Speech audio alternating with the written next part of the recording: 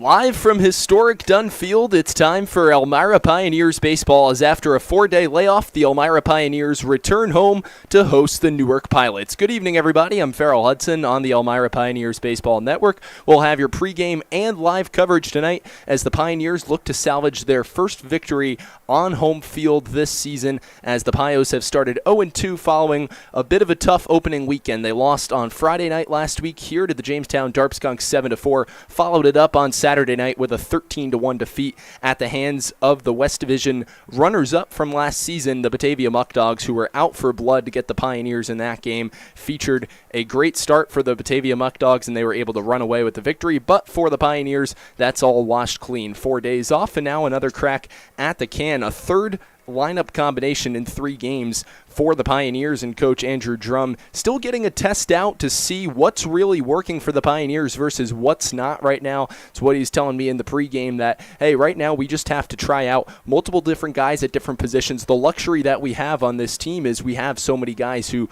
played 3 to 4 to 5 positions. Aiden Grabowski proved positive of that, started in the first 2 games. He won't be starting tonight. We'll get to more on that later, but Cooper Smith, his 23rd birthday, he will not be in the lineup tonight, not currently with the Elmira Pioneers, so that's a little bit of a loss for the Pios tonight. You lose your 2 best hitters who are leading Elmira in on-base percentage in Cooper Smith and Aiden Grabowski, and more than just leading them in on-base percentage, they serve as that anchor for this team. Their 4-year returning veteran in Cooper Smith from Tufts University and a second-year returner in Aiden Grabowski from Tiffin University, both just completing their senior seasons. They give that sense of comfort in that elite baseball acumen that Andy Drum alluded to earlier in the pregame and over the course of the past couple weeks of how imperative it is to have that leadership at the top, especially when you're going for a 3rd consecutive Western Division championship like the Pioneers are. He said it's just so important to see those guys mentor some of these younger ball players. You even have some high school ball players on this Elmira Pioneers team. We'll get to more of that when we get to the pitching matchups. But now shifting over to the Newark Pilots, what a start it's been for the Pilots.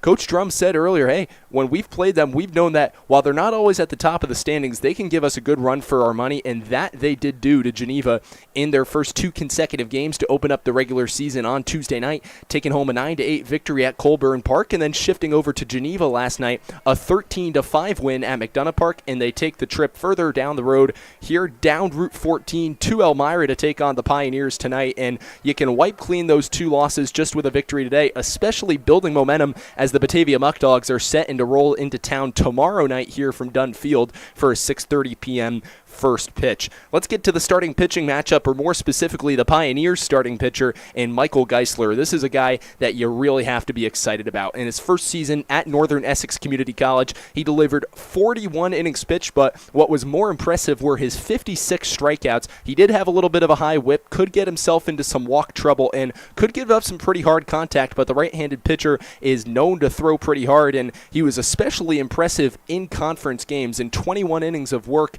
in conference play, notched 32 strikeouts, so a high strikeout arm is definitely important to have and really set the tone with the starting pitching. It's not that the Pioneers starting pitching has been bad by any stretch of the imagination so far. You had Bobby Boying last Friday night start. He gave up 4 earned runs in 3+ innings, but he kept the Pioneers in the ballgame. When he came out, Jamestown only held a 2-run advantage. They ended up winning by 3. Then you turned to Garrett Rochon and Batavia on Saturday night. He wasn't that well aided, if you remember. In the bottom of the 2nd inning, Brooks Hicken making an error on a pop-up, and Tanner Carranza in right field having a little bit of trouble out there bobbling a couple baseballs on Saturday night. Coach Drum said if there was anything that he was most aggravated with coming off of last weekend, it was the play defensively, specifically in the outfield. He said it doesn't matter what our pitchers can do, it doesn't matter what you can do hitting. If you can't play defense, you can't win ball games, and it holds so true.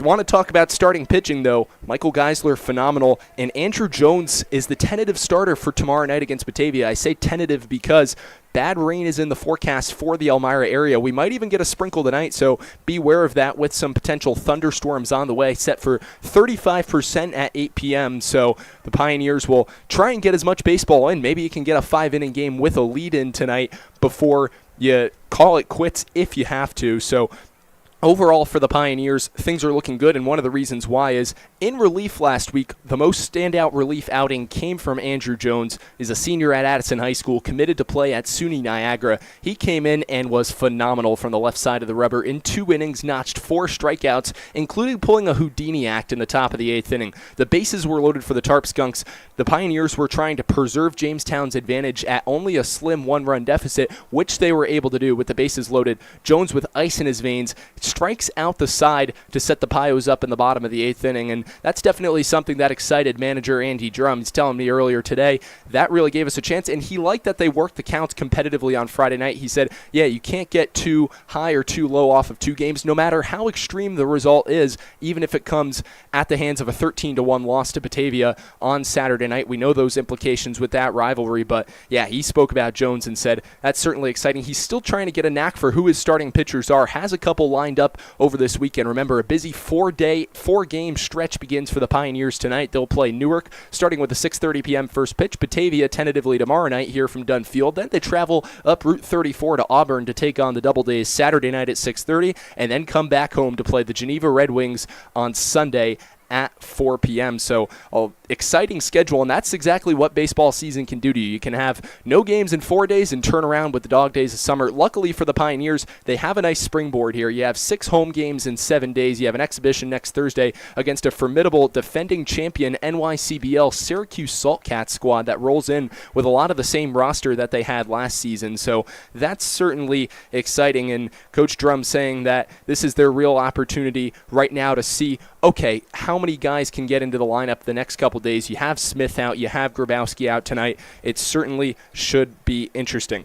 Let's get now to the introduction of some of tonight's starting lineup. Let's go with John Simmons out of Liberty University and Shane Starr, both 2 guys making their Pioneers debut tonight. For John Simmons, you get the 6-foot, 205-pound junior outfielder at Liberty University. He's been a key power contributor for the Flames. Simmons, throughout his career so far in Virginia, posting an impressive .471 slugging percentage, 9 homers, and driving in 43 RBIs over 64 starts in 98 ball games in total. And then you turn over to the left fielder, Shane Starr, the 6-foot sophomore outfielder from Franklin Pierce University. He hasn't got much play time, but he was speaking to me the other day, talking about the excitement for this opportunity that he has, and that's the exact point of the Pioneers. Last year, Coach Drum mentioning how many guys he infiltrated into the starting lineup, even with a strong record down the stretch in July. This is a perfect opportunity to insert Shane Starr into the left field position tonight, as Starr will bat 5th in the Pioneers lineup and man left field. Another guy that could be making his Pioneers debut tonight is check that, Chase Medris. So Chase Medris from the Metropolitan State University of Denver, a high-rated prospect in Arizona, where he grew up, a native of Scottsdale, played high school baseball at Chaparral. With his tall, lanky frame, he's bringing a lot of speed, a lot of athleticism off the mound. Should be exciting to see what he can do for the Pioneers as well. Mentioned a little bit of a different battery tonight, and that's exactly what you're going to get. The second-year Pioneer, Brandon Dubeck, behind the plate to catch tonight. Dubeck, a strong guy in the power department at Lafayette, and he'll get the start behind the plate tonight. One of the reasons for that rationale is to build back some of his experience behind the plate. He started only a couple games there last year. Coach Drum talking about how his frame definitely fits the plate. Sometimes his grip on the baseball, some of the little intricacies behind the plate, so unique and interesting, but he's a good fit to catch Michael Geisler because of the pedigree and the connection that they built last year together here at Dunn Field. So 2 EHs also in the Pioneers lineup tonight that are being utilized. It's the 3rd straight game with 10 batters. Newark will bat 10 as well, so pretty common in the PGCBL to see. You saw it from Jamestown last Friday night, 10 hitters, an EH and a DH. Then same thing went on Saturday night for the Batavia Muck Dogs as the Pioneers countered with 10 batters as well, to kind of leave the starting pitcher very similar to what he gets on his college schedule, where you're just starting on the mound. You don't see many Shohei Ohtanis appear in the Perfect Game Collegiate Baseball League. If you do, it's certainly exciting, but it allows the pitchers to really lock in on the possibility of just thinking about throwing the baseball. And one of the other reasons why tonight is to shift TJ Grimesti to right field. If you remember TJ Grimesti last Friday night against the Jamestown Tarp Skunks, he was outstanding behind the plate. He had a hose. hosed 3 runners in the ball game. Really impressive behind the plate. He's had some good catching skills, and he's got a lot of experience. Just completed his freshman year at Florida Atlantic University. The Pioneers, no stranger to Florida Atlantic University. Andy Schrader, a 2-year Pioneer, was here last year. He also goes to Florida Atlantic University. Let's give it now over to the starting lineups, and we'll go with the Newark Pilots. Cooper Loyal, the third baseman, will lead off. Paulie Goodness, the center fielder, will bat second and play in the outfield. Christian Butera at first base will bat third. Noah Brooks, the catcher, doing the cleanup tonight. Grant Ingram, who had 4 RBIs in last night's contest against Geneva, he'll be the DH and bat fifth. Brady King, the extra hitter, he'll bat sixth. Casey Wensley, the right fielder, will bat second. Jacob Paletto in left field will bat eighth. Anthony Hector, the shortstop, will bat ninth. And Dean Spotto at second base will round out the batting order against the competitive, tough, gnarly right-handed pitcher for the Elmira Pioneers and Michael Geisler. And we turn it over now to the Elmira Pioneers starting lineup. Your Pios, led as always in his 5th season by Andrew Drum. Benjamin Rohde, the center fielder and local native out of Lauman, New York, he'll lead off. TJ Grimesti in right field, he'll bat second. Liam O'Neill at shortstop, second time in 3 ball games. O'Neill getting the start at the shortstop position. Aiden Grabowski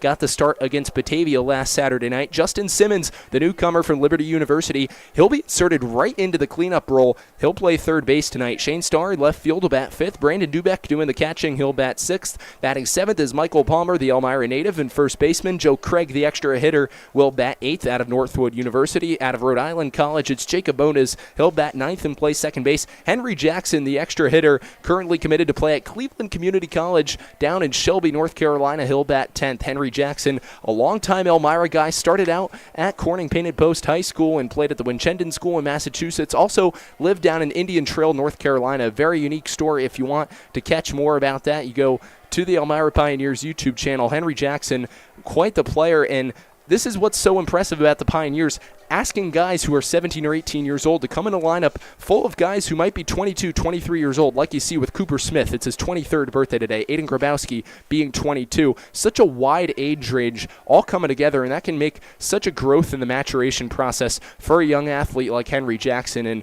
we know the story of his father, Dean, longtime women's hockey and men's golf coach at Elmira College, also was an assistant coach for the women's hockey team at Cornell University, and even more importantly now, he is the assistant coach of the Professional Women's Hockey League's Ottawa Charge. So that's super exciting. On this AG in the infield night in Chemung County, we'll have national anthems, the defensive alignment, as our PA announcer Julia Benton is introducing the starting lineup for the Newark Pilots right now and the Elmira Pioneers, as you have several young kids on the field here. Troy Little League night, always an inclusive atmosphere here at Dunn Field, and we're excited for some baseball. Hopefully the rain will hold off. The Newark Pilots come in with a lot of guys of different years of experience, but overall the feeling is good vibes. I was talking to their assistant coach Asher Ackridge pregame, and he mentioned just how fun it is to be part of this summer baseball environment. You're traveling to different ballparks in such a homey atmosphere, like a place like Dunn Field. As you see Stitches right now in front of home plate, he greets the Newark Pilots, joking around with them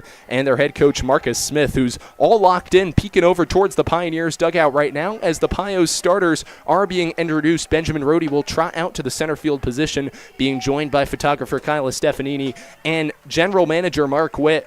Now just shaking some hands out there, and running out to the right field position is TJ Grimesti. The Little Leaguers gotta love eating this up. There will hope to be a time 10 or 15 years from now where they'll get the opportunity to run out on this very field, as now taken off to the second base position, or rather shortstop position, is Liam O'Neill.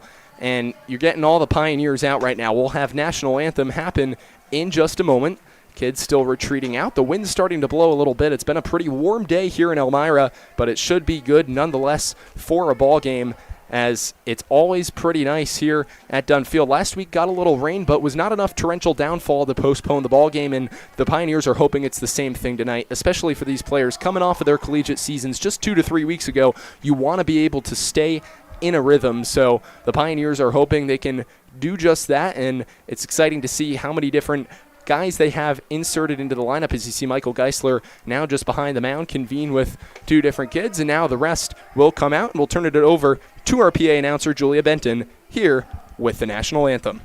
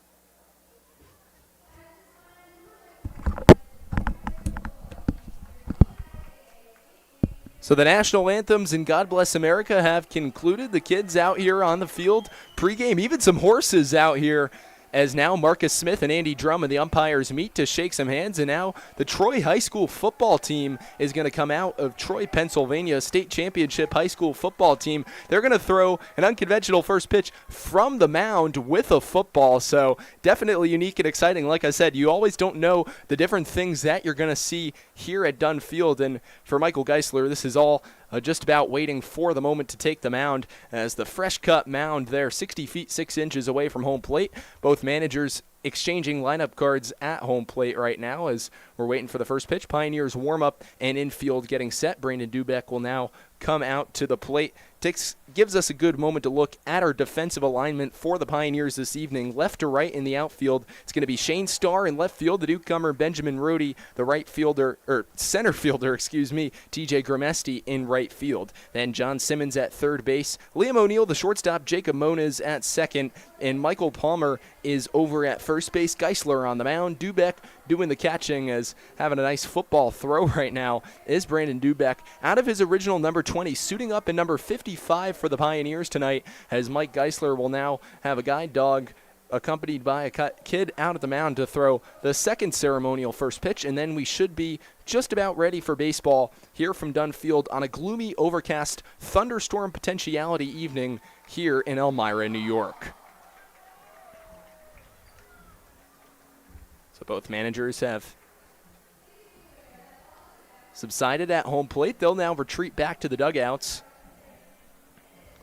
And that gives us one more opportunity to take a look at the Newark Pilots starting lineup. Cooper Loyal, the third baseman, will lead off. Paulie Goodness in center field will bat second. Christian Butera at first base will bat third. Noah Brooks doing the catching. He'll bat cleanup tonight. Grant Ingram was the star of the show last night. An RBI single, a sac fly. Fielder's choice was finding all different kinds of ways to produce runs. He'll bat fifth, inserted into the DH role tonight. Brady King, the extra hitter, he'll bat sixth. Casey Wensley in right field will bat seventh. Jacob Paletto, the left fielder, bats eighth. Anthony Hector, the shortstop, bats ninth. And Dean Spotto, the second baseman, he'll round it out in bat 10th. Michael Geisler taking the mound spoke about just the special atmosphere here at Dunn Field, says it compares to nothing else that he's ever experienced, whether it be in the PGCBL, collegiate baseball, high school. There's few feelings that match the energy of pitching off the mound here at Dunn Field. As he's talking things over with Brandon Dubeck, he'll finish the rest of his warm-up tosses, and we're just about a couple seconds away from baseball. Cooper Loyal calmly, patiently waiting to step into the batter's box.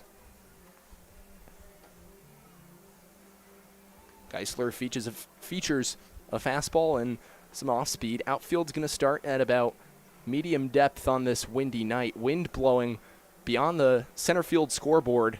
Out in deep right center, the trees and the American flag blowing. A potential thunderstorm, like we alluded to, might come through town. So a potentiality of a rain delay tonight here in Elmira, but we'll provide as much coverage as we can regardless of the result. That being whether the weather gets in the way or not. Geisler working from the right side of the rubber, just finishing up his warm-up tosses.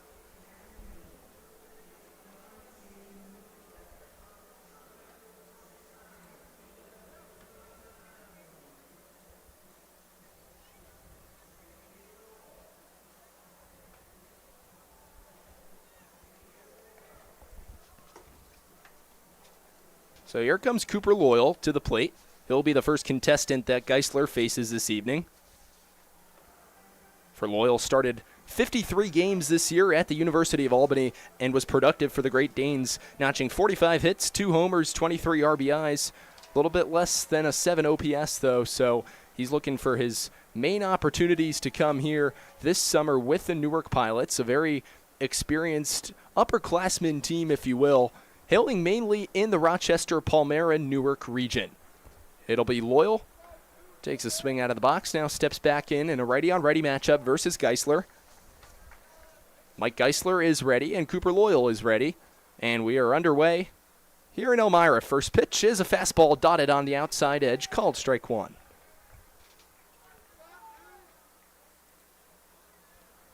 Geisler working quickly out of the windup from the right side of the rubber, tall set. Kicks and fires. Outside, 1-1.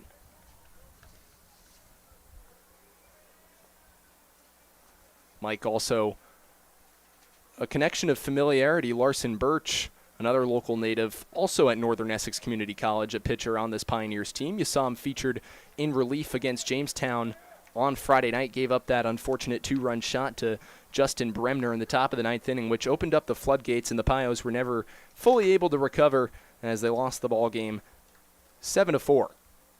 Geisler misses outside with a fastball, and now the 2-1 breaking ball is off the outer edge as well. 3 balls and a strike to the leadoff hitter, Cooper Loyal.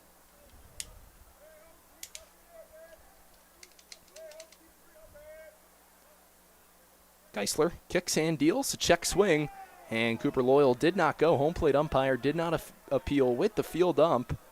Geisler wanted him to check, and the field umpire says he went around, so hence why it's always good to check. Brandon Dubeck appealing very late. Cooper Loyal had just trotted down the first base line in anticipation that he had walked, but now it'll be a 3-ball, 2-strike count with nobody out, and the base is empty to open up the ball game.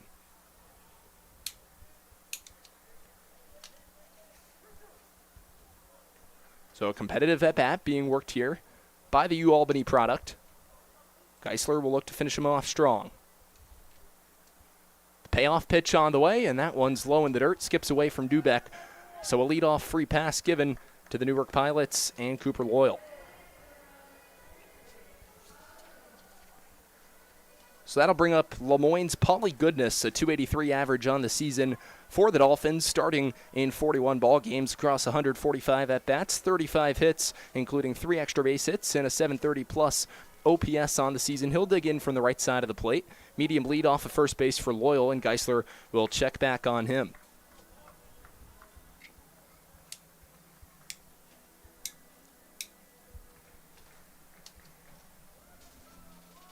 So a leadoff walk with nobody out. First pitch to Goodness, a fastball off the outer edge. That'll be Goodness, followed by Christian Butera, the first baseman, top 3 in the order here for the Newark Pilots. A 1-0 with nobody out.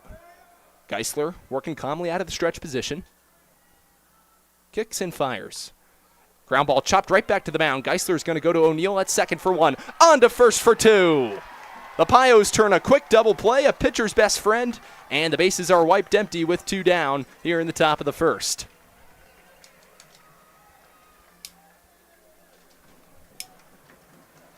So just what the doctor ordered for the Pioneers. They now have 2 quick outs, and Christian Butera, another right-handed hitter, will come to the plate.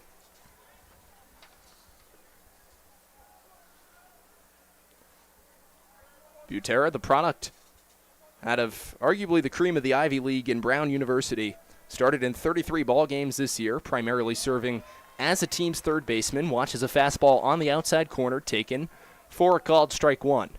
We're in the top of the first inning here with 2 outs and the bases empty. Newark Pilots and Elmira Pioneers. Pios in their 3rd ball game of the season, 0-2 to begin. 0-1 fastball dotted on the outer edge, called strike 2. 10 pitches here in the top half of the first. No balls and 2 strikes. The count to Butera. Geisler looking to finish off a clean first inning. And the slider's way outside, taken 1 ball and 2 strikes.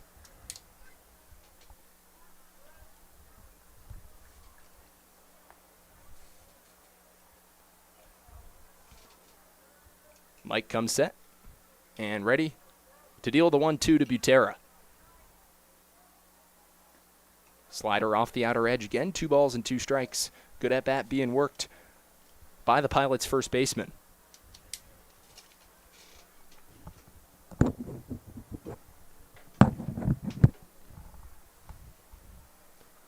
Here's the 2-2 with 2 outs. Geisler deals at the knees, just taken low for a ball by Butera. He's worked a full count.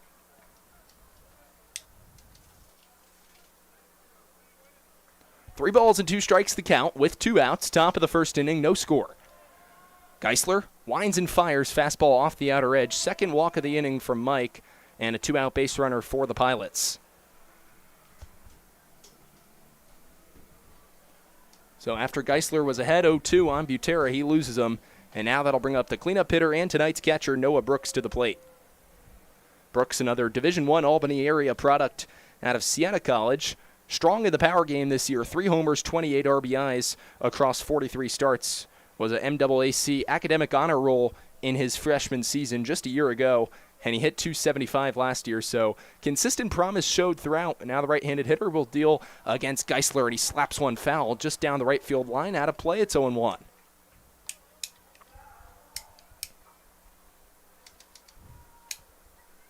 So 15 pitches here with 2 outs in the top of the first inning. Pioneers and Pilots deadlocked at 0. Newark trying to change that here with Noah Brooks.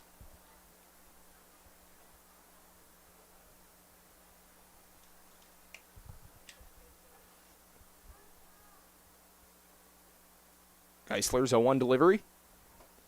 And the soft slider taken off the outside edge, 1-1.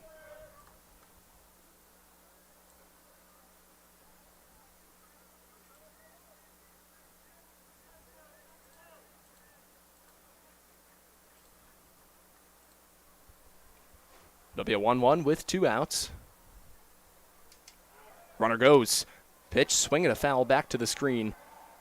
Butera with some good speed, wide into about a 10 to 12 foot lead off the first base bag, and he took off.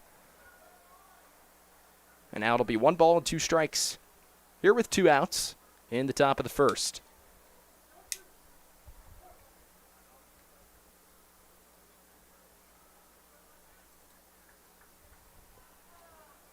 Geisler comes set, right side of the rubber. Righty on righty matchup to the cleanup hitter. Brooks, a swing and a miss. Good slider from Mike. First strikeout of the ball game for him, and that'll conclude the top half of the first inning. 2 walks and a strikeout for Geisler. No runs on no hits, no errors, and a runner stranded on base. We've played a half inning in Elmira. No score between the Pilots and the Pioneers here on the Elmira Pioneers Baseball Network.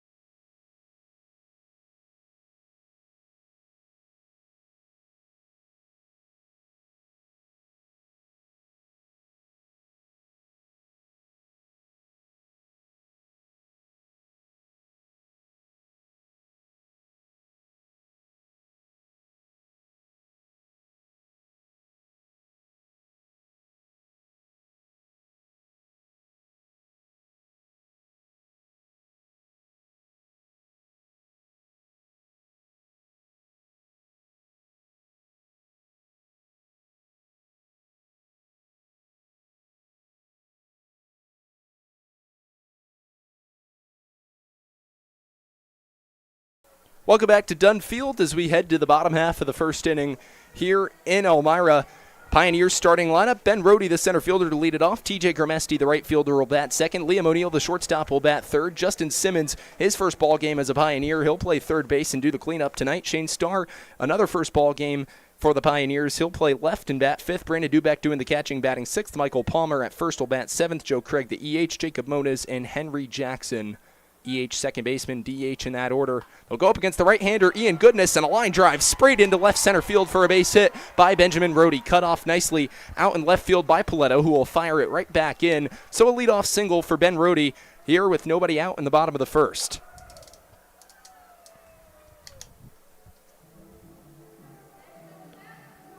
So here comes TJ Gramesti. We know he can do it from the catching position. First ball game of the season in right field for him. And the Pios are hopeful he can be translated into multiple different positions to find success. He'll bat from the right side of the plate against the right-hander Goodness. Two Goodness brothers on this ball team for the Newark Pilots. Paulie Goodness in center field. And now Gramesti gets drilled. So just like that, the Pioneers have runners on first and second with nobody out in the bottom of the first. And that'll bring up the shortstop in Liam O'Neill. Sprayed a single in the first ball game of the season versus Jamestown. Shakes hands with the home plate umpire, and now will come to the dish to bat. Pioneers runners on first and second with nobody out.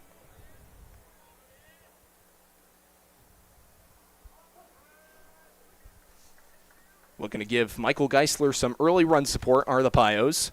Rohde leads off a second. Gramesti leads off a first here with nobody out. And the first pitch is a fastball, strays way away for ball one. So already 3 pitches, 2 runners in scoring position for the Pios. And a 1-0 count to the 3-hitter in O'Neill. And Justin Simmons making his Pios debut will bat shortly after. O'Neill, the University of Bridgeport senior out of Tennants Harbor, Maine, launches a fastball on the outside corner called strike one.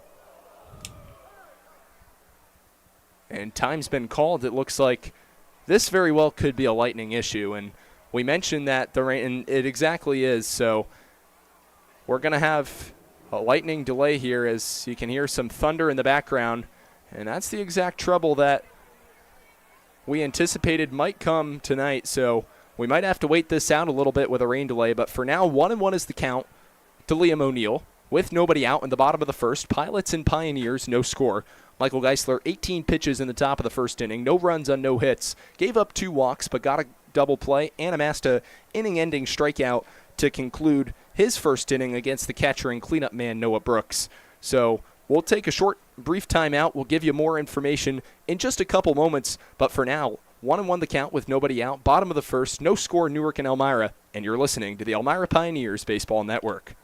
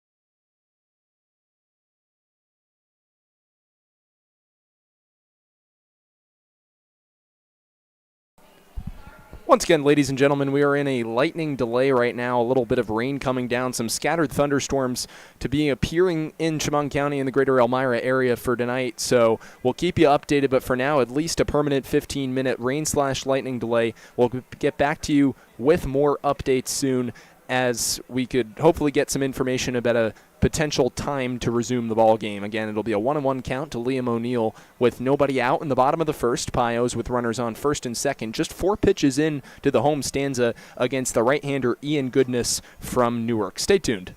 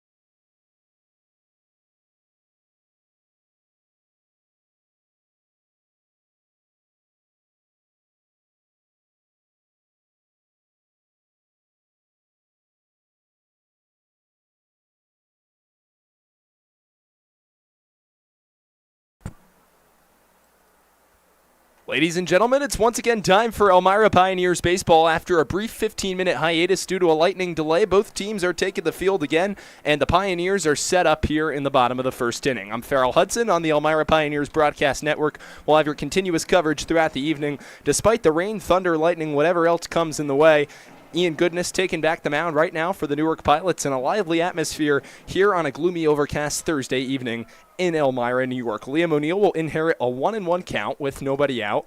4 pitches on the night so far for Ian Goodness. Hasn't fared too well for him. Benjamin Rohde, the local native of Lauman, New York, led off with a single into left center. Then following that, TJ Grimesti got clipped inside on the first pitch, an off-speed pitch from Goodness, and now a 1-1 count is where we stand to Liam O'Neill here in the bottom of the first with nobody out. Pioneers and Pilots. And it looks like right now Marcus Smith, the head coach for the Pilots, talking things over with the home plate umpire. Not entirely thrilled, and I would imagine the sentiment being shared down there is, hey, well, we might start up a baseball game right now, get my starting pitcher back in the rhythm, and then should he struggle or have to come out of the game, or we finish an inning and then there's another long delay, then I have to use a different pitcher, which definitely hurts the chemistry of a starting rotation. Just so imperative to have guys on their regular rest time in baseball, especially knowing such a short season summer baseball schedule. You play about 49 ball games in 63 days when all's said and done from the PGCBL regular season beginning, which happened this year last Wednesday on May 28th and concludes on July 29th. So 9 full weeks would make 63 days, which would allow for 49 ball games. But considering you have teams like the Niagara Ironbacks, the newest team in the PGCBL tonight, they open up at Jamestown. We'll provide you with some score updates from out at Russell Dietrich Park as well. But the Ironbacks starting tonight on June 5th, 9 days after opening day began in the PGCBL. Different scattered schedules, especially considering you have a couple doubleheaders in there. Pioneers have 4 doubleheaders this year. One at Niagara Falls, they got 2 doubleheaders. So Sunday, June 29th, they'll be in Niagara Falls. Then Saturday, July 12th, and that's really tough too because you have a game in Batavia Friday, July 11th. You're going to have to make a 2-hour bus trip back, and then the next day take about a 3-hour bus trip northwest of Buffalo to Sal Magley Stadium to take on the Niagara Falls Americans. Hence my point being that there's so many games in such little time that it's so important to preserve pitchers' arms. So Pioneers and Pilots both are going to hope that they can do that. Marcus Smith and Andy Drum coming to an agreement, and Liam O'Neill will step inside the righty batter's box. Righty-on-righty matchup with the right-hander Ian Goodness on the bump for the Pilots. O'Neill will settle in with a 1-1 count. Let's Go Pios being played here on the organ on a lively atmosphere here on a Thursday evening. The 1-1 pitch coming from Goodness with nobody out. And the breaking ball is taken outside by O'Neill. 2 balls and a strike. Different Pioneers players were down on the concourse hanging out, taking some photos with some fans, signing some baseballs, even waiting in line. Maybe Miss Nellie's nachos. Bunch of fun during the rain delay, but more fun out here playing baseball, which is what the Pios are trying to do tonight, cement their mark and earn their first victory here in the PGCBL West Division. As already you got 3 teams with 2 wins. Newark out off and running with a fast 2-0 start. You got Batavia and Jamestown at 2-1 as well. 3-1 pitch strays outside, so coming right out of the rain delay, Ian Goodness a little bit cold, and this is where it might benefit Michael Geisler and the Pioneers. He had 2 walks in the top half of the first inning, but you're going to have to wait a little bit now, so he's got further time to gather himself, collect his thoughts, as with nobody out, the bases are juiced here for the Pioneers, and it's the debut of the left-handed hitting Justin Simmons. Bats left, throws right from Liberty University, a native of Forest, Virginia. Lefty and righty matchup, corners are in, middle infield's at double play depth as Rohde leads off third, Grimesti off a second, O'Neill off a first with nobody out. A swing and a miss by Simmons. Meaty fastball hack, strike 1.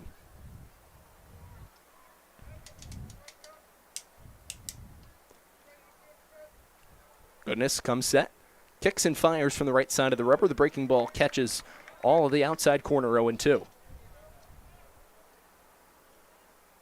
So for the Pios, only a hit in an inning, or in the inning so far, but they have the bases loaded. A single from Rohde, then a hit batsman for Grimesti, and now a walk by O'Neill, 0-2. And the slider's taken low in the dirt by Simmons, a ball and 2 strikes.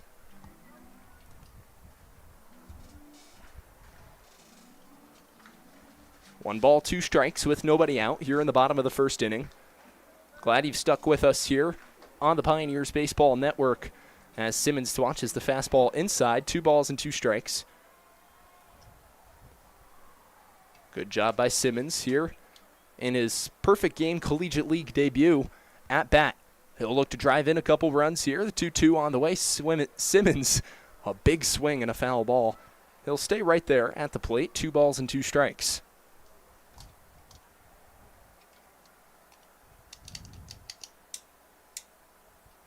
Despite still no outs being recorded by the Pilots, Ian Goodness only had 11 pitches, so an opportunity to make his pitches and salvage the rest of the inning here as Simmons doing his best to avoid that, fouls it back. It'll remain 2 balls and 2 strikes with nobody out. Competitive first at-bat being put together by John Simmons, the junior out of Liberty University, has minimally 1 year of NCAA eligibility left, and he'll look to bring that left-handed power void to the Flames at least one more year. 2-2, change up off the outer edge, and Simmons has worked a full count in his first Pios at-bat. 3 balls and 2 strikes with nobody out. Rhodey off a third, Grimesti off a second, O'Neill is off a first. Goodness comes set right side of the rubber, tall, lanky frame. Kicks and fires Simmons, a high pop. That's going to be the infield fly rule. Calling it is the second baseman, Spotto. Dean Spotto settles under it and puts it away. So despite an 8-pitch at-bat being worked by John Simmons, he's retired for the first out of the bottom of the first inning.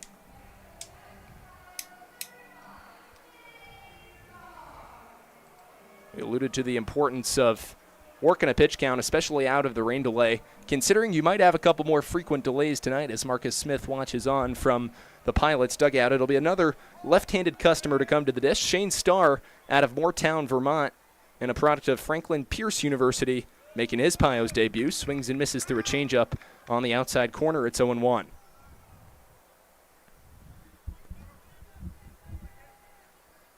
Starr arrived here on Tuesday afternoon, so 2 full practices so far with the Pioneers. He lines that right to the second baseman, Spotto, who is on it, made a play, and scampering back to second base is Grimesti, 2 down.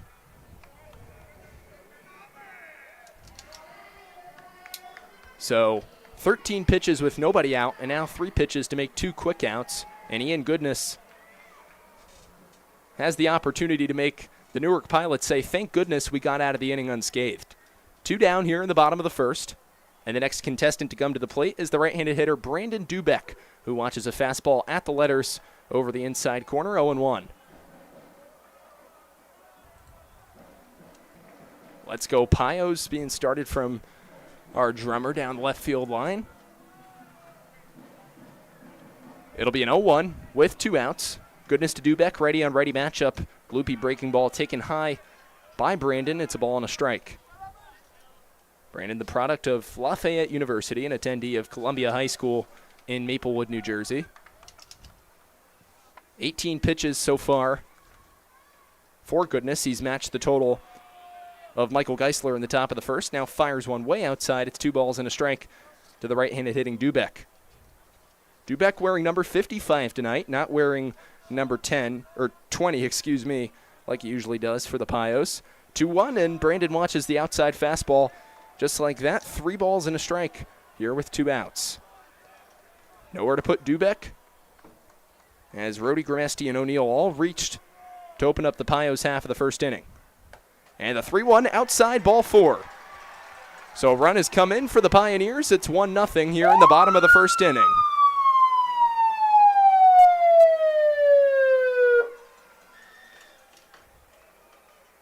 So competitive at-bat being worked.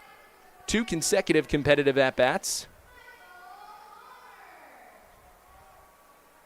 And the Pioneers lead to 1-0. Conference going on at the pitcher's mound. As we welcome you inside the broadcast booth for just a few moments here, Farrell Hudson. Apologies for a couple technical difficulties that the broadcast has been having the past couple days, but we're excited now to have some baseball and glad to be here live at Dunn Field. Always a great atmosphere here. From the top of the press box, we'll turn it around, having some score box difficulties momentarily, but we'll look to, of course, correct that in just a moment as well. 1-0, the Pioneers lead here at the bottom of the first. And it's up to the left-handed hitting Michael Palmer to keep the inning alive, and he swats a high pop-up behind shortstop. Ranging in is the center fielder. Shortstop can't find it. Hester, he retreats all the way back Check that, Anthony Hector, and he makes a beautiful play to salvage the final out of the inning. But for the Pioneers, a run comes in to score on a hit. No errors and 3 runners left on base. We've played an inning here at Dunn Field. 1-0 Pios the score on the Elmira Pioneers Baseball Network.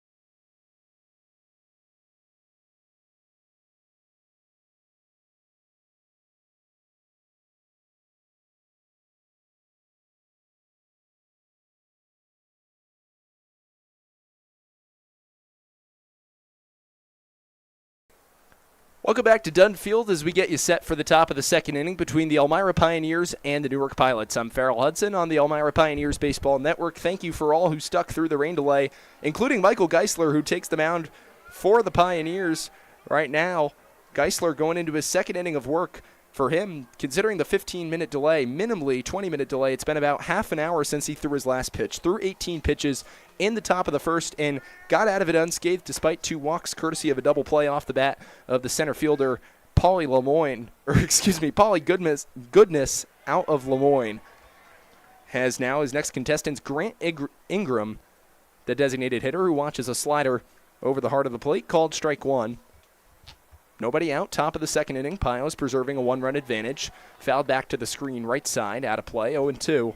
The count, righty-on-righty matchup from Geisler to Ingram.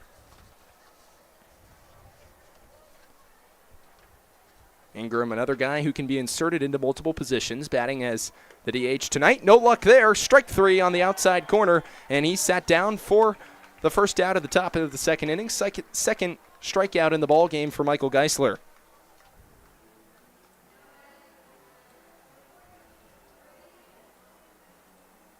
So 1 out with the bases empty here in the top of the second. First backwards K of the ball game, and it comes in 2 consecutive batters. Brooks struck out swinging to conclude the top of the first. Now Ingram strikes out looking on 3 pitches. Good morning, good afternoon, good night. To begin the top of the second, there's a swing and a miss, meaty fastball at the letters to the right-handed hitting Brady King with 1 out. Geisler working ahead nicely with the fastball and exhibited a couple breaking balls. 2 out of 3 in that strikeout to Grant Ingram. There's the slider, and it's off the outer edge. Low in the dirt, 1-1. Brandon Dubeck getting the opportunity to work behind the plate on some of his framing skills tonight, too. Coach Drum alluding to the fundamentals with Dubeck being so imperative, considering he doesn't play as many games at the catcher position. There's one off the end of the bat, rolled to third base. On a hop, the throw across the diamond from Simmons in time, and just like that, 2 outs in the top of the second.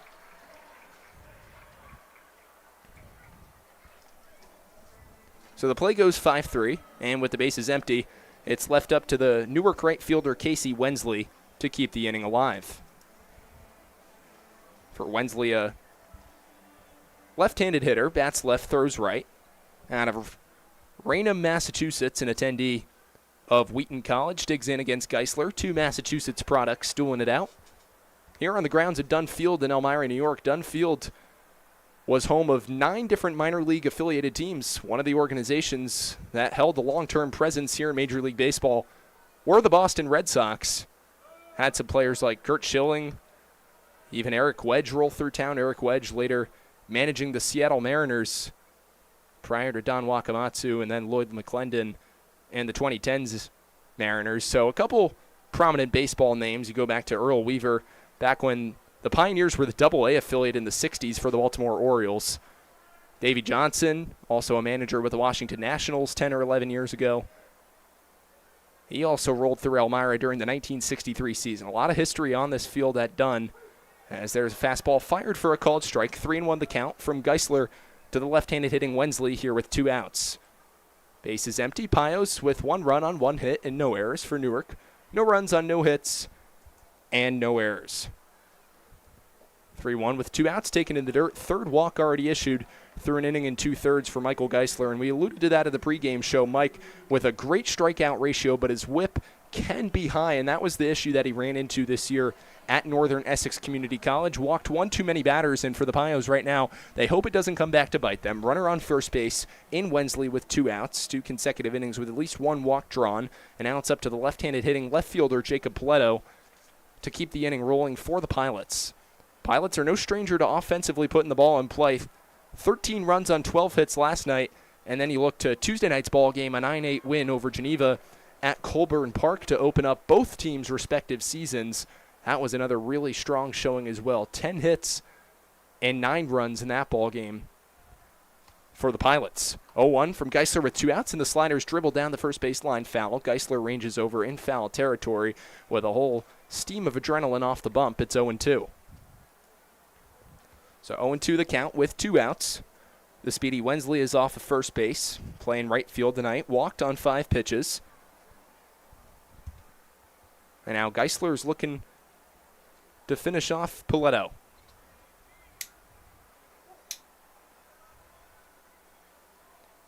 It'll be an 0-2 to the 2-year letter winner out of Bridgewater Raynham High School in Massachusetts, Casey Wensley. Pitch inside, fire down to second base by Dubeck. It goes off the base runner, trickles into shallow left center field. O'Neill back to retreat.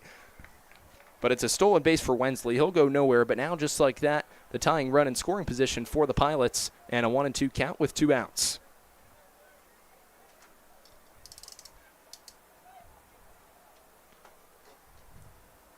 Outfield playing just about medium depth.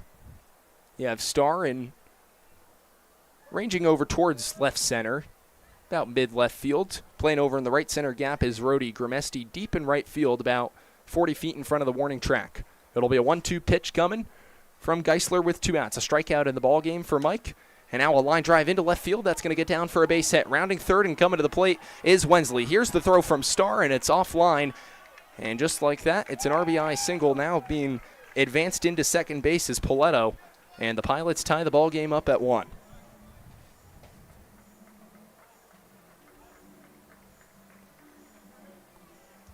So we mentioned how the walks can be crippling, and it leads to a run right there as the Pilots are able to take advantage of speedy base running. A walk, a stolen base, and then a single sprayed into left field off the bat of the left fielder Jacob Paletto. And that'll bring up Anthony Hector, the shortstop, who in the bottom of the first inning had to make a really athletic, nice play as Hector was ranging all the way back, is now stealing third. Throw down to third in time from Dubeck, a howitzer. And that will conclude the top of the second. So 1 run on 1 hit, no errors, and because of that base runner, 1 stranded on base. We've played an inning and a half in Elmira. The score, Newark 1, Elmira 1, here on the Elmira Pioneers Baseball Network.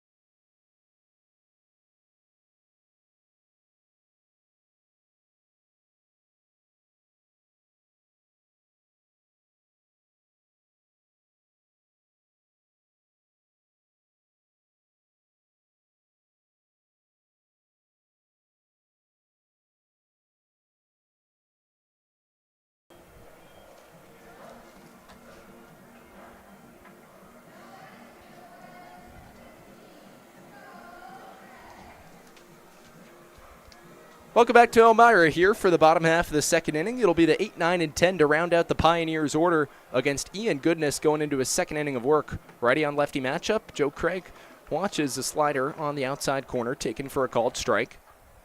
Joe, a product out of Northwood University. Him and Brendan Hammer, both attendees there. 0-1. Joe, a check swing at a fastball high at the letters. Appeal with the umpire at first base, and he says no swing, so typically the guilty verdict is the one who sees it best, or rather the guilty verdict would be if the third base umpire digressed that Craig went around, but hence only one field umpire, thus causing the field umpire right now at first base not to have the proper angle to assess that, so it remains with the ball, but now a swing and a miss by Craig, and it's a ball and 2 strikes with nobody out, bottom of the second inning. Goodness ran himself into trouble in the bottom half of the first as the Pios got a run to come around to score, hit batsman a walk. They left 3 runners left on base as now a swing and a miss. Soft changeup off the outside edge. First strikeout of the ball game for Goodness, and it comes to the extra hitter Craig. For the Pios in the bottom of the first, they scored a run on 1 hit, had all those ducks on the pond, no errors, and stranded 3 runners on base. So we'll look to hope that doesn't come back to haunt them later in this ball game. So quick work made of the left-handed hitter Joe Craig, and now it's Jacob Moniz, who's transferred from UMass Dartmouth over to Rhode Island College. Didn't see too much of the field in his first year, but will look to progress as he gets on. Already gets his second start at the second base position. Ty Martineau got the honors in Batavia on Saturday night as Moniz watches pitch inside, and quickly Jacob ahead. 2 balls and no strikes. Goodness working quickly. Now from the left side of the rubber, deals a fastball away. And it's 3-0 with 1 out.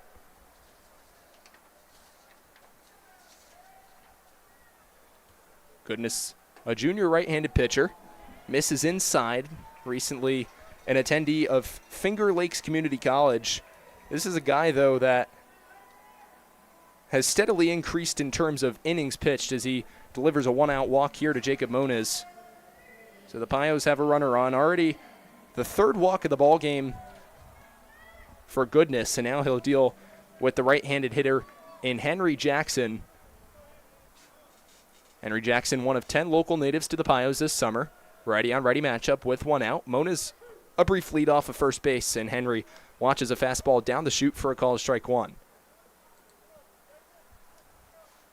1 run on 1 hit and no errors for the Pilots. 1 run and 1 hit and no errors for the Pioneers. We're in the bottom of the second inning. Glad he could stick with us here on the Elmira Pioneers Baseball Network. 0-1 from Goodness, and the breaking ball taken off the outside edge, even at a ball and a strike.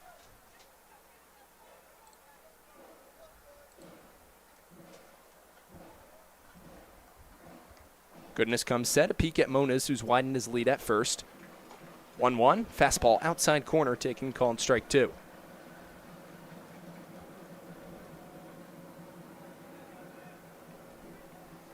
So 1-2 the count with 1 out to Moniz. Or check that, Henry Jackson, Moniz off of first. And the breaking ball in the dirt, Moniz takes off. It was in front of the catcher in Brooks, but scampering down to second base. That'll likely go down as a wild pitch, and Moniz is in scoring position with 1 out.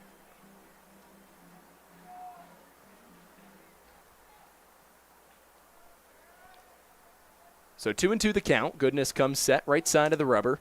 Moniz a 10-foot lead, outfield at medium depth. And that one lined into center field. That's going to dunk down for a base hit. Moniz got a late start. He'll stop right at third base. Throw comes right in immediately to the first baseman, Butera, who cuts it off. But the Pios are set up. Ducks on the corners with 1 out.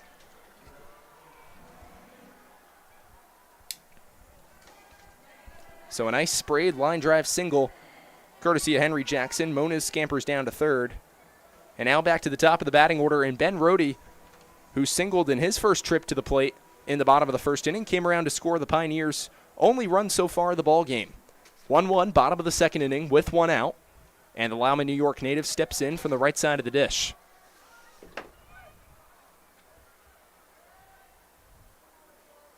Medium lead off of first base for Jackson. Called strike on a breaking ball to Rohde. It's 0-1.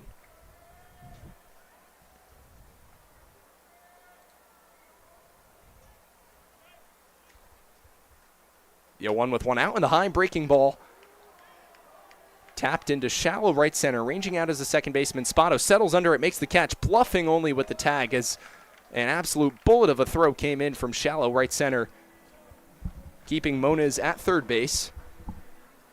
So a fly out to shallow right field with the second baseman Spotto retreating. And it'll be up now to TJ Grimesti in attempts to drive in the Pios' second run of the ball game. Grimesti got hit by Goodness, the only pitch he saw from Ian in the bottom of the first inning. A lead for Jackson off of first base with 2 outs. Moniz off of third. First pitch to Grimesti, fouled back up against the press box, out of play. No balls and 1 strike to count. To the 2-hitter Grimesti, playing in right field tonight. Second appearance on the season in a Pios uniform for TJ. This one grounded left side of the infield, going to be out of the reach of both Loyal and Hester, trickling to left field. Now taking a bounce off of Paletto and advancing to second base, courtesy of the E7, is TJ Grimesti. So an RBI single and an E7 plates home the second run of the ball game. 2 hits in the inning for the Pios, and they have a 2-1 lead.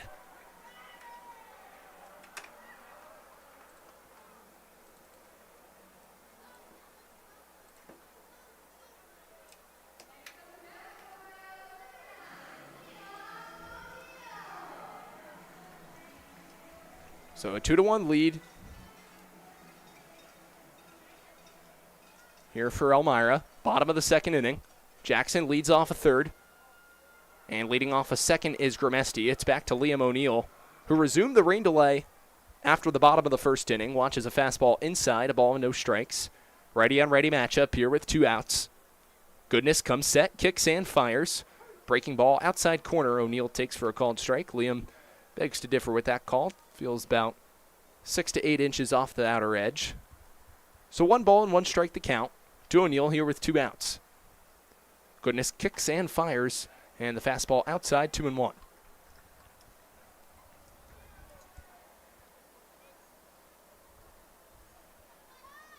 So it'll be Jackson off a third. Moniz scored on the RBI single by Grimesti. 2 runners on for the Pioneers. An error in the inning on 2 more hits. O'Neill, a high pop. Right side of the infield, Butera and the catcher, and it pops out of the glove of Brooks. So another life for Liam O'Neill. It was Brooks and Butera coming together just on the left side of the Pioneers dugout. And because of that, O'Neill will get a new life. Here, 2 balls and 2 strikes with 2 outs.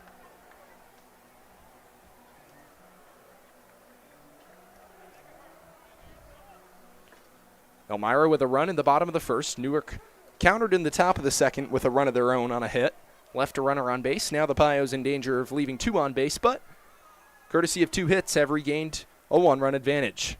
It'll be a 2-2 here with 2 outs in the bottom of the second.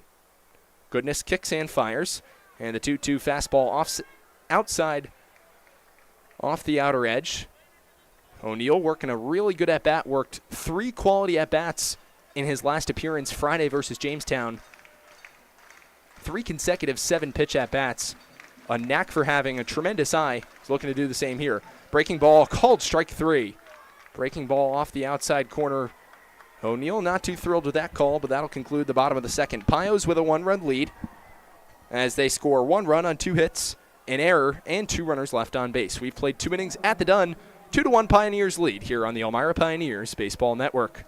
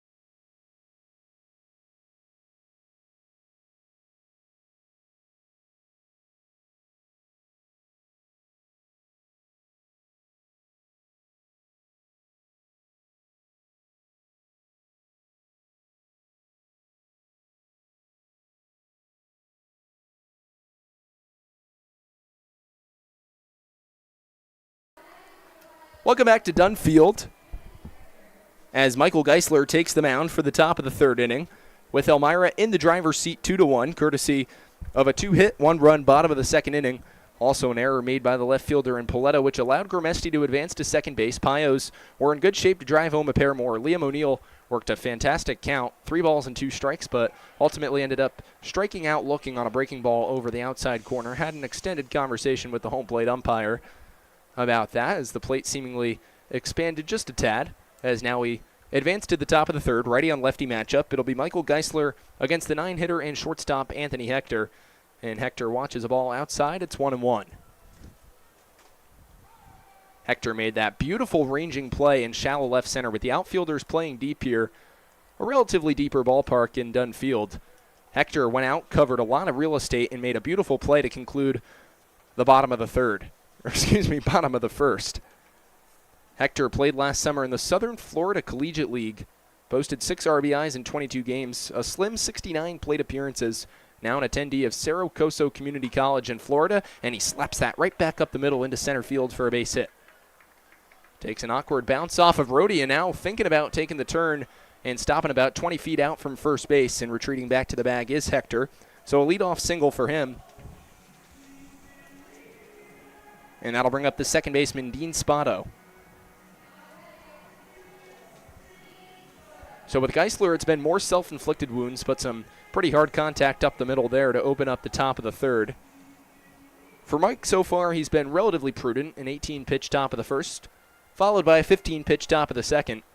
The good news for the Pioneers is they had the rain delay work in their favor as Ian Goodness took the mound. Only 4 pitches in the bottom of the first prior to the rain delay. He's thrown 43 cents in short order. But nobody up just yet in the Newark bullpen. Had 2 games where they pitched relatively well, utilized at least 5 pitchers, though, in both Geneva ball games, as the breaking ball here misses inside to the right-handed hitting second baseman Spotto, who rounds out the Newark batting order. Middle infield's at medium depth. It'll be a 1-1 count, righty-on-righty matchup with nobody out. Checking on Hector at first base is Geisler. A little bit of rain starting to trickle down again here at Dunn Field. Hopefully for the Pioneers and Pilots, it's just the rain avoiding the lightning. 1-1 with nobody out. And the fastball misses just outside, yanked a little out by Geisler. It's 2-1. 1 run on 2 hits and 1 error for the Pilots. For the Pioneers, 2 runs on 3 hits and no errors. We're in the top of the third on a gloomy Thursday evening here at Dunn Field. 2-1 pitch, and the fastball knocked off inside, back to the screen, 2-2.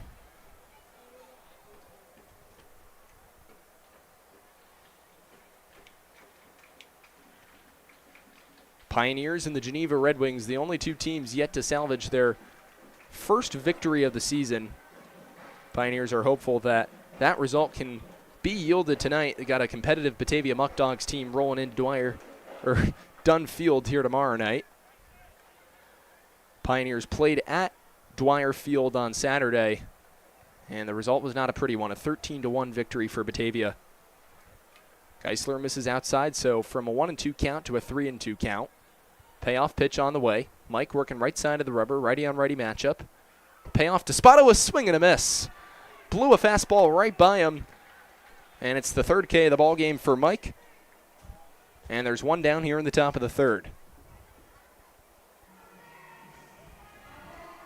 So it's back to the top of the batting order, and the third baseman, Cooper Loyal, who had himself a competitive at-bat in the top of the first, worked a walk. Ultimately didn't come around to score. Lead is widened for Hector off of first base with 1 out. Geisler delivers and a swing and a foul back to the screen. Off the mask of Dubeck, home plate umpire will retreat out to the mound to give the Pioneers catcher a couple seconds. So a steady diet of fastballs when Geisler slightly gets out of whack in the counts. He's issued 3 walks in the ball game through the opening 2 1/3, and he's fan 2, or rather fan 3 now, looking especially strong with that fastball, but froze Grant Ingram with that nasty slider to open up the top of the second inning. He'll deal an 0-1 with 1 out, and the breaking ball taken above the letters by Loyal, 1-1. Geneva's in action right now at Falcon Park, no score between the Red Wings and the Double Days. Pioneers will see the Red Wings roll into town for their first of 9 meetings with Geneva on Sunday, right here from Dunn Field at 4 p.m. Over in the Eastern Division tonight, Oneonta taking on Mohawk Valley Outlaws with a 3-1 lead over the Diamond Dogs. In the top half of the 4th inning, Amsterdam and Utica got postponed from Donovan Stadium, and Saugerties is trailing Boonville in the bottom of the 3rd inning, 3-2. Jamestown also ahead of the Niagara Ironbacks in the penultimate game, rather the opening game, shall I say, for the Ironbacks. So it'll be a 1-2 count with 1 out, top of the 3rd. Pios with a 2-1 lead. Righty-on-righty matchup, Geisler to Loyal. Mike kicks and fires, and Loyal swats it back to the screen to stay alive.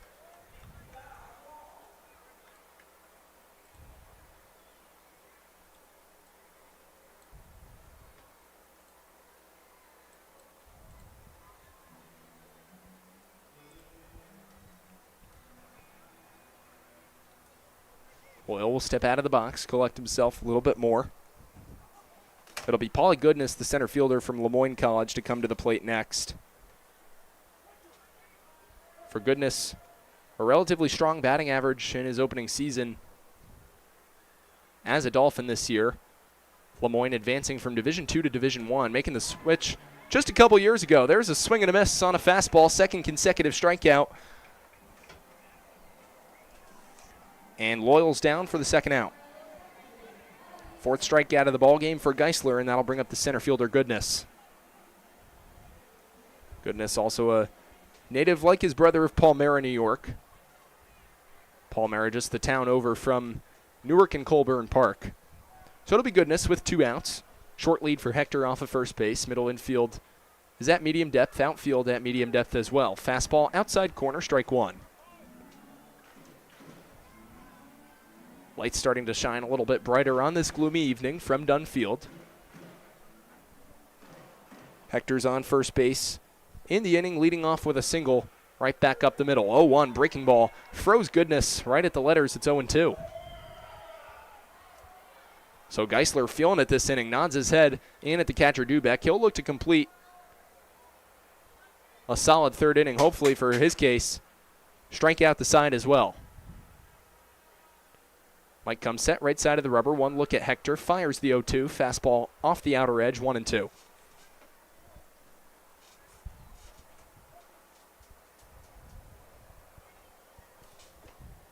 A run for the Pios in the bottom of the 1st. Newark came back with 1 in the 2nd. Pios got 1 in the bottom of the 2nd. That's where we stand now. Pitch, swinging a high fly ball down the right field line. Long run for Grimesti. Grimesti charging in, and he can't get it. He'll play it on a hop in foul territory. So it's a moot point for the Pilots anyway. No harm for the Pioneers. It'll remain a ball and 2 strikes with 2 outs, and Hector leading off a 3rd for the Pilots as they trail by 1 here in the top of the 3rd. Pios took a 2-1 lead in the bottom of the 3rd against Jamestown last Friday too, but then a 4-run top of the 4th from the Tarp Skunks put them in the driver's seat, and they never looked back from there. Despite Elmira cutting it to a 5-4 deficit, the Pios trailed the rest of the evening, and the Tarp Skunks ran away with a 7-4 victory. 1-2 pitch coming from Geisler to the right-hander Goodness with 2 outs. Paulie just gets a piece to stay alive. So it remains 2 balls and 2 strikes. Hector, the shortstop, leads off of first. Since Hector's at-bat, a swing and a miss for a strikeout by Spano, and then Cooper Loyal was retired after another competitive at-bat as well. So Geisler certainly no stranger to getting his count worked a little bit. A 1.88 whip at Northern Essex Community College this year, as he looks to get the Pios here out at the top of the 3rd with a 1-run advantage. 1 check on Hector at first base, and the slider way off the plate, 2-2. For Mike, we'll be curious to see if he goes back to his fastball here. That's been his bread and butter all evening, with the exception of 1 strikeout. Mike's got 4 in the ball game, looking for his 5th right here through 3 innings, which would put him even above his ridiculous K per 9 pace. Was a 13.5 K per 9 pace in conference play this year. Would put him on a 15 strikeout pace, making his Pioneers debut in 2025. But the 2-2 misses off the outer edge. And just like that, Paulie Goodness, the center fielder for the Pilots, has worked himself a full count. With 2 outs, Hector will go. Geisler sets right side of the rubber. Dubek and Geisler, a battery familiar with one another, trying to calm the nerves. Payoff pitch on the way with 2 outs. Fouled back to the screen again. Goodness, finding ways to stay alive with the fastball. That looked like a bit of a two-seamer tailing over the inside corner. Might have been just a couple inches in from Goodness's wheelhouse. So some selective pitching might have to be made here, but you have Christian Butera coming to the plate next, left-handed hitting first baseman who walked in the first inning, so don't want to cause any trouble here. 3-2, a high fly ball into mid-left field. Settling under it, Shane Starr, and he'll put it away to retire the side. For the Pilots in the top half of the third inning, no runs on 1 hit, no errors, and a runner stranded on base. We played 2.5 from Dunn Field. Pios lead 2-1 here on the Elmira Pioneers Baseball Network.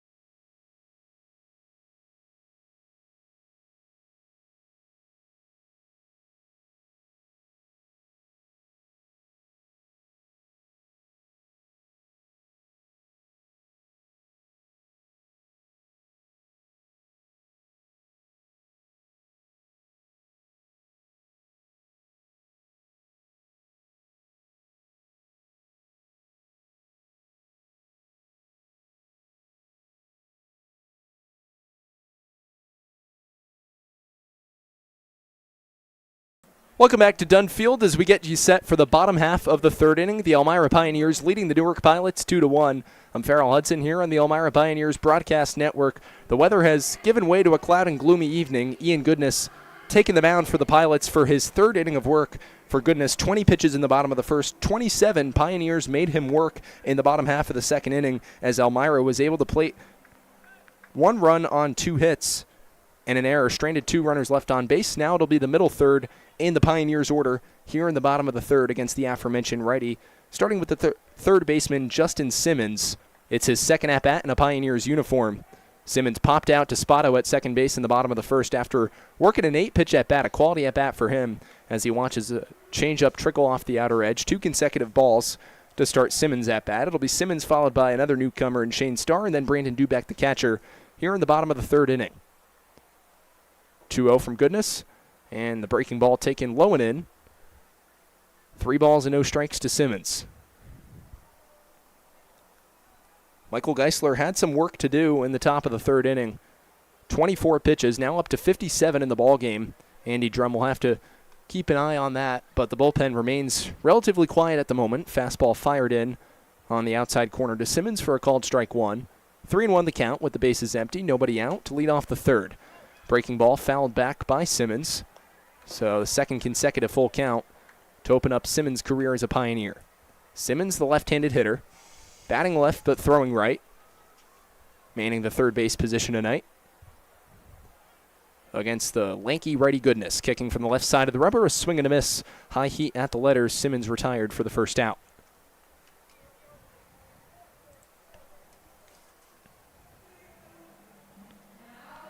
For Goodness, it's his third strikeout in the ballgame. His walk-to-strikeout ratio 4-3, hence giving way to the Pioneers' lead to go along with 3 Elmira hits and an error made by the left fielder Jacob Paletto. So 1 out and the base is empty here in the bottom of the third. Second consecutive lefty to come to the plate. It's Shane Starr. Watches an inside fastball at the hip, catch the corner, 0-1. 1 run on 2 hits and 1 error for the Pilots. 2 runs on 3 hits and no errors for the Pioneers. 0-1, fastball outside corner. Goodness spotting up nicely. Goes inside and then outside to work a quick 0-2 count to the Moortown, Vermont native. Goodness comes set, working a quick 6 to 8 second pace seemingly. Fires a fastball high and away in the right-hander's batter's box. So a ball and 2 strike the count to Shane Starr. Starr lined out to the second baseman Spotto in his first plate appearance. The frustrating thing about both Simmons and Starr's debut at-bats with the Pioneers, they came with the bases loaded. 1-2, fastball off the outer edge, 2 balls and 2 strikes. But both Starr and Simmons showing their capability to work counts here in the early going. To follow, it'll be Brandon Dubeck, one of the walk victims, the most important walk victim of Ian Goodness, as he drove in the first Pioneers run of the ball game with an RBI walk, the unconventional walk. So payoff pitch with 1 out inside to Starr. So after an 0-2 count, Shane works a walk, competitive at bat there, and the Pios have a base runner on first here in the bottom of the third with 1 out. Already the 5th walk of the ball game through 2 1/3 innings, issued by Goodness, who continues to let his pitch count climb. Began the inning with 47. Would imagine with this pace it'll finish somewhere in the 60s to 70s, as now Newark's bullpen starting to get warm down the left field line. It'll be right-handed hitting Dubeck to come to the plate. Righty-on-righty matchup with Goodness. Middle infield at double play depth, outfield at medium depth. 10-foot lead off of first base for Starr. Swing and a miss, outside fastball, hip high, 0-1.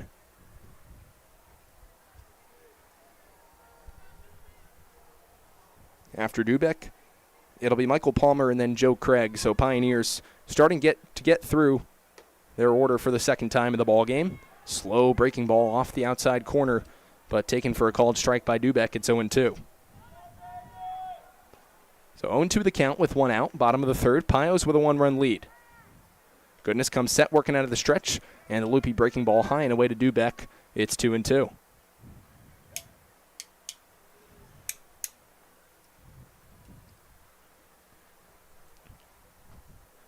Goodness comes set from the right side of the rubber. Tall frame, 1 look at first base. Kicks 2-2, low and away in the dirt.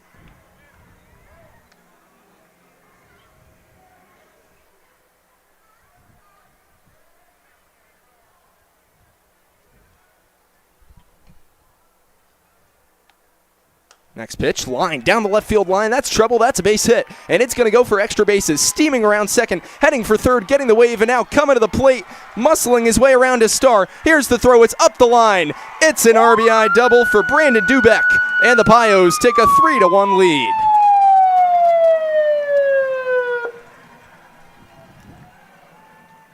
So a line drive spanked down the left field line by Dubeck. First hit of the inning for the Pioneers, and it drives home a run.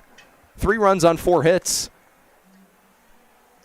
against Ian Goodness through 2 1/3 innings, who also walked 5 batters, and that might do it for him. Pilots manager Marcus Smith now coming out to the mound as the Pios have opened up their lead to 3. And we'll look to see the verdict. Smith is going to keep him in the ballgame for at least 1 more batter. So already 2 RBIs in the ballgame for Dubeck. He drives home Shane Starr with some great speed, motoring around second and third base. Andy Drum, no doubt in his mind, gave him the wave around third, and it pays dividends for the Pioneers. So 3 consecutive innings with at least 1 hit for Elmira, and now they're set up with Dubeck off of second base with 1 out, and that'll bring up the first baseman, Michael Palmer, who popped out to the shortstop Hector on what was the acrobatic play in shallow left center, ranging back, almost Willie Mays style, if you will, from the Pilot shortstop. He squares to bunt, now he pops it up. So for the Pioneers, that's unfortunate, as Palmer, the Mansfield University products, retired quickly for the second out. Not what Mike was intending to do with that, but nonetheless costly for the Pios. Remains a 2-run lead with 2 outs. Goodness gets exactly what the doctor ordered for him, at least for 1 more batter, and now he'll deal with his next contestant and one of his 3 strikeout victims in the ballgame in Joe Craig. So Palmer with the P2. Craig struck out swinging to begin the bottom of the second inning on an outside corner fastball. And now watches a hip-high fastball inside corner for a called strike one.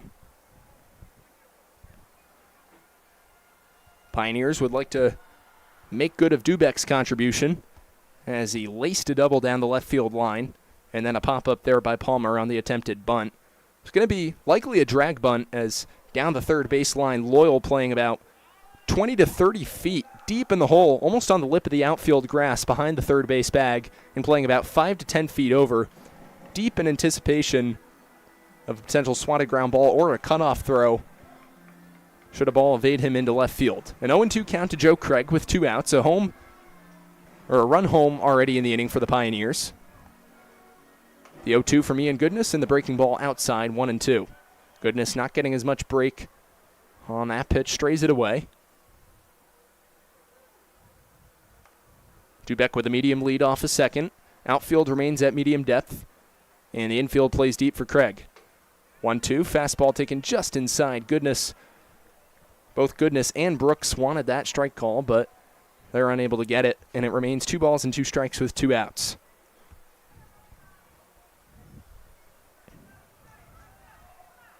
Home half of the third, Pioneers with a 2-run advantage. Pitch, swing and a miss. Fastball inside, tied Craig up, and that ends the bottom of the third inning. But for the Pioneers, 1 run on 1 hit, no errors, and a runner left on base. We'll head to the 4th inning with Elmira ahead 3-1 here on the Elmira Pioneers Baseball Network.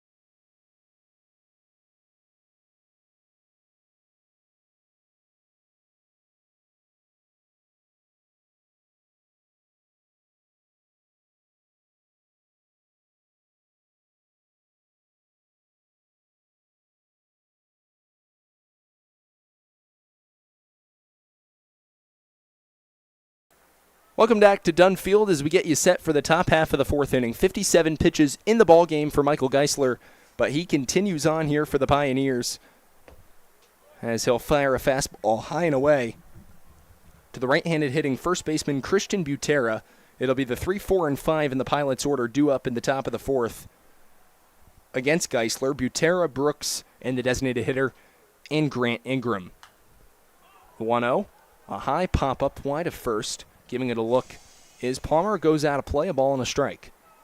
For the Newark Pilots, 1 run on 2 hits and 1 error through 3 innings. The Pioneers with 3 runs on 4 hits and no errors.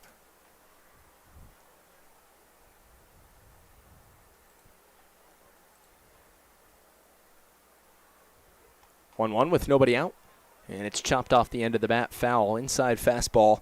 A nice pitch there made by Geisler to jam Butera. It's 1-2.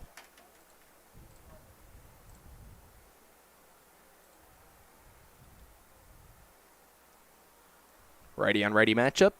Geisler sets and deals strike three, outside corner. A beautiful slider to freeze him for the first out. So Geisler making quick work of Butera, retires him via the backwards K. For Mike. Already strikeout number 5 in the ball game. So with one out and the bases empty here in the top of the fourth, it'll be Noah Brooks, the catcher. Right-handed hitter against Geisler. Slider outside corner taken for a called strike.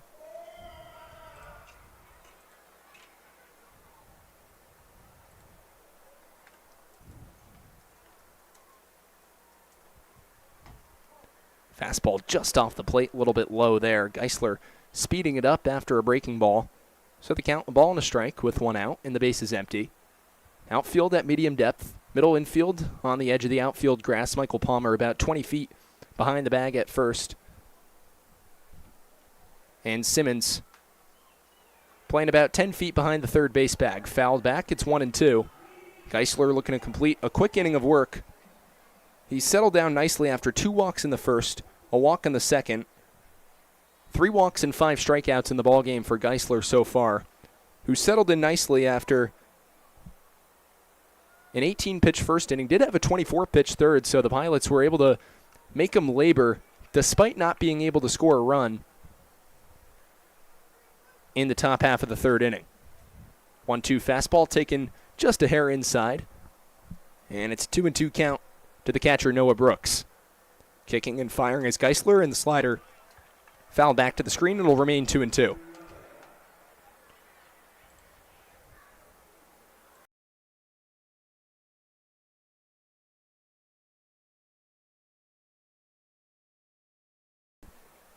It'll be a 2-2 on the way from Geisler, with one out and the base is empty to the right-handed hitting catcher, Noah Brooks. Next offering, fastball taken off the outer edge. Brooks has worked a full count. They always say catchers have the better knack for being able to realize the strike zone, and that's what Brooks is doing here. In his first at-bat, Brooks struck out swinging but worked a competitive at-bat. Following suit with at least the same thing through 5 pitches here. 3-2, fouled off, and he continues to work the at-bat.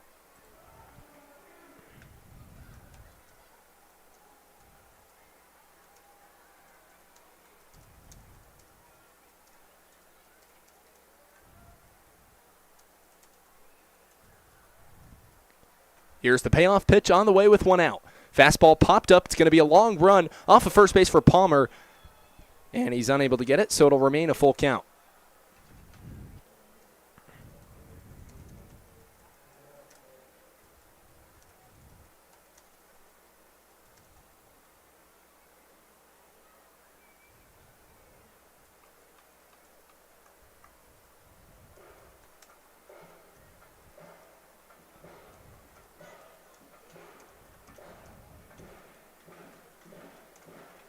Full count on the way with the bases empty to Brooks and one out. Geisler and the Pilots catcher. 1 run on 2 hits for Newark so far. 5 strikeouts for Geisler. And now 6. Beautiful outside corner slider. Spotting and dotting is Mike. That's his 6th strikeout of the ball game. And the second out made. 2 strikeouts on the evening so far for Noah Brooks. And with the bases empty and 2 outs, it'll be Grant Ingram who struck out looking. He was the first guy to strike out looking in the ball game today, leading off the top of the second with a backwards K. And now Geisler will look to conclude the top of the fourth unscathed. 2 outs and the bases empty, a 2-run lead for the Pioneers. First pitch on the way, swatted foul, out of play by Ingram. A muscular right-handed hitter, a tall, imposing stature in the batter's box. In a righty-on-righty matchup, it's 0-1.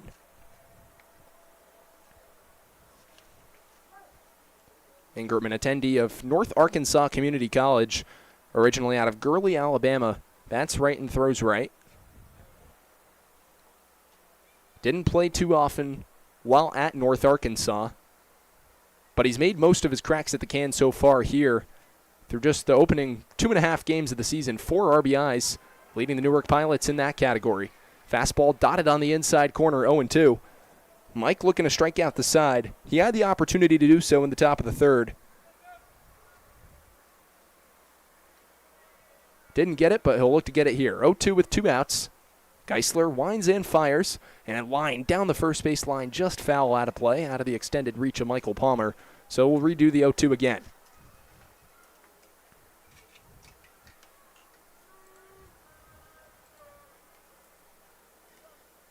Pios preserving a nice 3-1 advantage.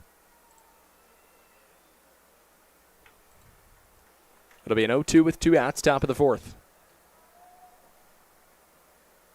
Geisler kicks and fires, swatted foul out of play. And a good at-bat being worked by the designated hitter Ingram.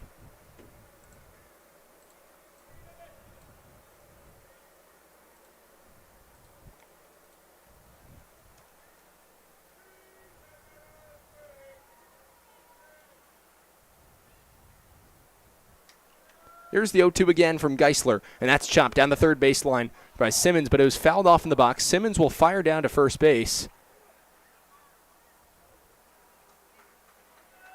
And the field umpire is calling Ingram out, and now Marcus Smith's going to come over to convene with both the plate and the field umpire who are coming together. Even Asher Ackridge, the first base coach for the Pilots, is going to question. Now Marcus Smith coming out to talk with both umpires, and he's pretty animated. He said that he fouled that off. He's really frustrated. Asher Ackridge not happy either.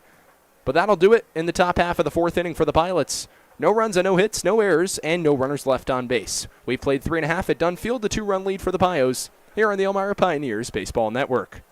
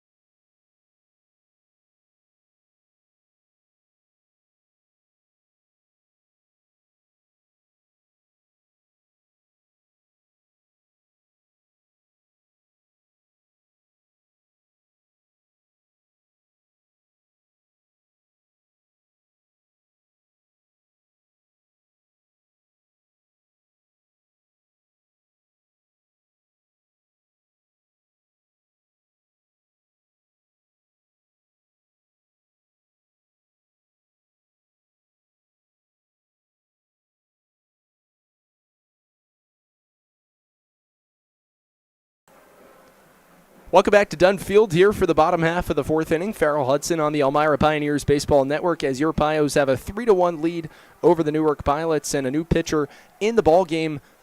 It's the right-hander Ethan Chavez for the Pilots as Ian Goodness' night has concluded through 3 innings. And the new pitcher Chavez deals a fastball on the outside corner to the right-handed hitting Jacob Moniz, Pioneers second baseman, 0-1. 4 hits roughed up, final line for Goodness. 2 earned runs on 4 hits through 3 innings of work. Pioneers holding on to a nice 2-run advantage now, pretty comfortable due to Michael Geisler settling into the ballgame. Geisler has been exceptionally good, had a 1-2-3 inning in the top of the 4th. 2 innings with at least 2 strikeouts, and now Moniz watches 2 consecutive fastballs off the outer edge, so 2-1 the count. Here in the bottom of the 4th inning, Pioneers 3 runs on 4 hits and no errors. For Newark, 1 run on 2 hits and 1 error. Righty-on-righty matchup, Chavez to Moniz, and Jacob swats one on the ground to the shortstop Hector, who's up with it. A couple shuffles, the throw across in time for the first out. So the play goes 6-3, and with the bases empty and 1 out, that'll bring up the extra hitter Henry Jackson, who singled in the bottom of the 2nd inning Now, he didn't drive in a run or score one, but he was part of that successful two-hit inning in which brought home a run for the Pioneers, who have steadily provided through the opening 3 innings. A run in the first, a run in the second, a run in the third, and will look to score now 1 in the fourth, but the base is empty with 1 out. Second consecutive righty-on-righty matchup to open up for Ethan Chavez, who fires a fastball on the outside corner. Henry takes at the letters for a called strike 1.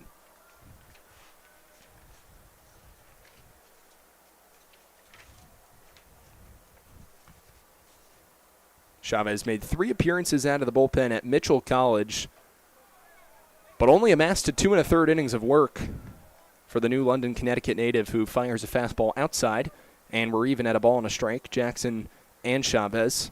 Chavez making his collegiate debut with 1 inning pitched against Southern Maine, in which he also picked up his first strikeout. Now the 1-1 outside corner fastball. G's at the knees spotted. It's 1-2. Jackson a single in his first at-bat. Henry, one of a few high school products, along with the aforementioned Andrew Jones for the Pioneers. He dribbles one right back to the mound. Chavez will take it himself, an underhand flip to first in time. 1-3 is the putout, and there's 2 out here in the bottom of the fourth. So with 2 outs and the base is empty, back to the top of the batting order in Benjamin Rohde. Ben popped up to the second baseman Spotto, his last plate appearance in the bottom of the second inning. He'll bat here with 2 outs. Steady diet of righties that Chavez has faced consecutively with Moniz, Jackson, and Rohde. TJ Grimesti, another right-handed hitter, on deck to follow should Rohde reach base. 2 outs in the bottom of the fourth. Chavez working from the left side of the rubber, kicks and fires. That one lined into center field. Right on a rope, though, settling under it with a couple steps and putting it away for the final out of the inning is Goodness. So Chavez, in his first relief inning of work, puts away the Pioneers 1-2-3 in order. No runs on no hits, no errors, and no runners left on base. We'll take it to the 5th. Pioneers lead 3-1 here on the Elmira Pioneers Baseball Network.